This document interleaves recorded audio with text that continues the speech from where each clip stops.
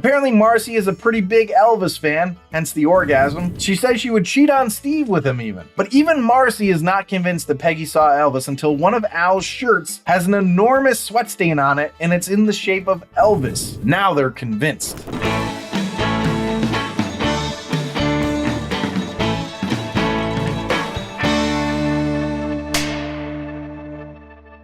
Welcome back to another episode of The Rank. I'm John, and today we're going to be ranking the next episode of Married with Children. Now, for those of you who are new to the show, I'm just going to give you an agenda real quick. We start with the potent notables, which are just a couple interesting facts or tidbits that I found out about the episode or series. Then I go into the episode overview, which is just me talking about everything that happened in the episode. Then I go to the rank, where I rank the episode in 5 categories on a scale of 1 to 5, 1 being the worst, 5 being the best, all to find out what is the best sitcom of all time. And today we're ranking the second episode of the 3rd season of Married with Children, titled I'm Going to Sweatland, with a story by Carl Studebaker and written by Pamela Wick and Susan Cridland and directed by Jerry Cohen. Now, this sitcom's been out for like 40 years. It's available on Hulu, so if you're worried about spoilers, then I guess watch it before listening or watching this. Either way, spoilers ahead. But without further ado, let's get to the potent notables here and start the show. Potent notables. So this episode aired Sunday, November 20th, 1988. In last week's episode, we saw Married with Children open its 3rd season with a hearty 9.4 rating. Wouldn't you know it? It did even better this time. It's up to 10 now. Officially the highest rated show of Fox Sunday night lineup, beating America's Most Wanted, which was on at 8 p.m., and its lead-in. As for competition, it was really close to the Wonderful World of Disney's airing of Davy Crockett, Rainbow in the Thunder on NBC. That name tickles me. Which had an 11.5 rating, and Mission Impossible on ABC, which had an 11.8. Of course, Murder, She Wrote on CBS destroyed everything with a 20.1, and 60 Minutes in the 7 p.m. slot was the winner of the night with a 22.7. But wow, Married with Children is really gaining. It's pretty cool. So now the episode title, I'm Going to Sweatland, is a reference to the line, I'm Going to Graceland from the Paul Simon song Graceland, released in 1986. So this whole episode is basically referencing the shockingly commonly held conspiracy theory that Elvis didn't die in August 1977, that he faked his own death to, I don't know, get out of the limelight, I guess? So for the potent notables, let's take a little trip through the crazy conspiracy rabbit hole. First, a man claimed to see Elvis on August 16th, 1977, purchasing a one-way ticket from Memphis to Buenos Aires. August 16th was the day Elvis died. Then at the funeral, his casket was 900 pounds. Why? Well, according to the theorists, it was because it was outfitted with a cooling system to keep the wax dummy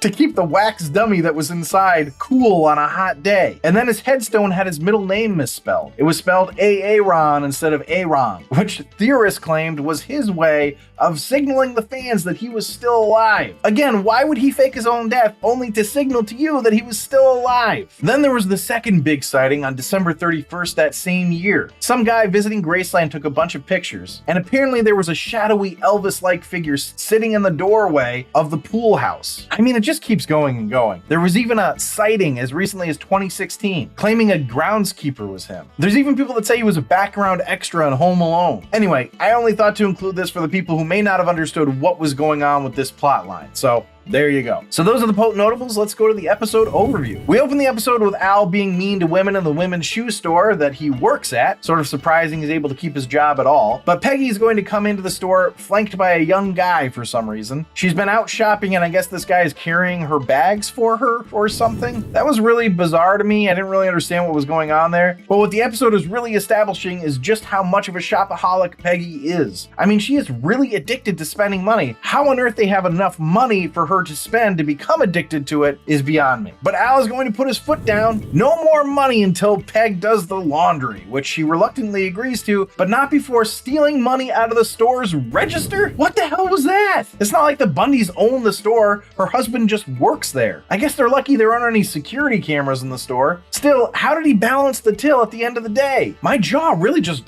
dropped with that one. I mean, that's just blatant stealing. It's not the same as taking money out of your husband's wallet. Shortly after that, she leaves the store and is convinced she ran into Elvis. Anyway, nothing comes of her stealing money from the till, as we now see Peggy talking to Marcy, who is folding somebody's clothes right next to a smoking Peg. Ugh, can you imagine having freshly washed clothes and now they smell like cigarettes? Just disgusting. Kind of amazing that we've made the progress we have, actually. Marcy's kind of sort of teaching Peg how to do laundry and listening to Peggy say how she's positive she saw Elvis. Also, Marcy seemingly has an orgasm on screen, which I don't know if it had really been done on prime primetime television before this. I mean, maybe it had, but it definitely feels like they're pushing boundaries. Apparently, Marcy is a pretty big Elvis fan, hence the orgasm. She says she would cheat on Steve with him even. But even Marcy is not convinced that Peggy saw Elvis until one of Al's shirts has an enormous sweat stain on it, and it's in the shape of Elvis. Now they're convinced. Somehow, word spreads about the shirt and Peg's run-in with the king, and they're selling pictures with the shirt and conversations with Peggy. Al, when he comes home to discover this, understandably doesn't want all these people in his house. He also seems to take a stand about it being wrong that they're swindling people, which felt a little out of character for him, but he does turn around on that later and tries to sell hundreds of blue suede shoes, but is of course too late. Anyway, he gives Peggy an ultimatum, either this Elvis Presley bullshit or him, and of course, the next scene is him sleeping in the shoe store. So now they're gonna find a weird reason to bring Steve into the picture. He's going to sue Al because he wants his wife back. I mean, it's fine, but what? This is where we find out that Al is just jealous that he hasn't found out a way to milk money out of the morons, and he and Steve come up with the idea to sell blue suede shoes to them. Naturally, by the time Al and Steve get to the house, they're all gone. They've left to the next Elvis sighting in Youngstown, Ohio. So what are they to do? Well, follow, of course. They've got to sell those shoes after all, but that's the whole strange episode. Let's find out how it ranked.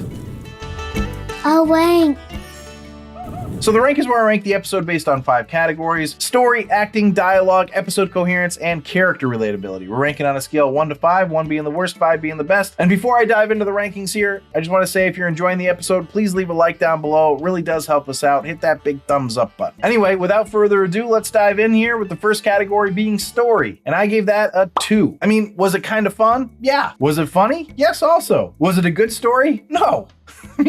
No, it's the story of Peggy thinking she saw Elvis, finding a sweat stain in the shape of Elvis, and people being lunatics. It's not the worst story ever, and in some ways it's very fitting to this show, but it's still just not very good. So let's go to acting, which I give a 4.25. Despite the story not being good, everyone did a pretty good job acting in it. Ed and Katie are solid as always. Amanda Bierce's orgasm looked so real, I questioned whether or not she actually had one. So I'm gonna give her some props for that. David Garrison was good as well. David Faustino reading out the Elvis products was not though. Anyway, that was just a small part. So let's go to the next category, which is dialogue, which I gave a 3.5. It's absurd dialogue, but it's funny. I mean, it definitely made me laugh, although not as much as maybe I would have expected. It also felt a little too silly at times. I know they were making fun of the conspiracy theory, but it just didn't hit as well as I thought it could. Still good though. So let's go to episode coherence, which I gave a 4.25. Peggy going crazy over Elvis felt a little bit odd to me. Not entirely out of the realm of what you'd expect from her character, but not entirely in it either. Also, Steve saying he's gonna sue Al felt super weird to me. Other than that though, it was really good coherence. So let's go to character relatability, which I gave a 3.25. It's hard to relate to this. I suppose I can relate to the entrepreneurial spirit of it though. I mean, they made a pretty good amount of money off of the Elvis crazies, so maybe it's not a high enough score. But I just never really felt like I was engaged with the characters that much in this episode. Al was actually the one that was most relatable in this one. Alright, so sort of up and down rankings here. Decent laugh counter keeps it in the top 3 tiers, and it did get a decent laugh counter, got me 15 times. So this puts the episode total at a 32.25, which makes it an I'd watch it again. For the series, the average is now at a 33.1, which keeps the series as an I'd watch it again. So thanks for listening and or watching. If you'd like to see a list of our episode and series rankings, you can do that on our website at therankpodcast.com. Now, for those of you who've been watching these episodes for a while and you're enjoying it, please consider subscribing and or following if you haven't already. Like, comment, shoot me an email at info@therankpodcast.com with questions, suggestions, whatever. I will respond to you if you want me to. If you really want to support us, you can become a patron at patreon.com/therankpodcast, where you can get access to all of our archived episodes. But I will leave you with this.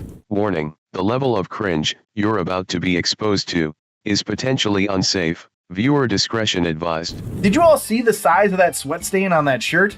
Man, it was all soaked up.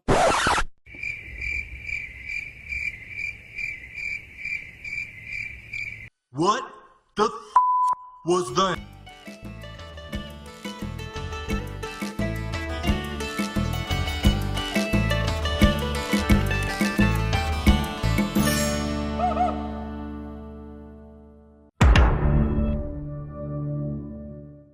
Unfortunately, there are no bloopers today.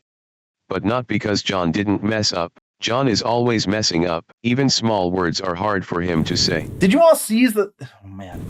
Anyway, I wanted to remind you that we have playlists so you can binge watch our reviews of your favorite show. Let us know what series you'd like to see us review next.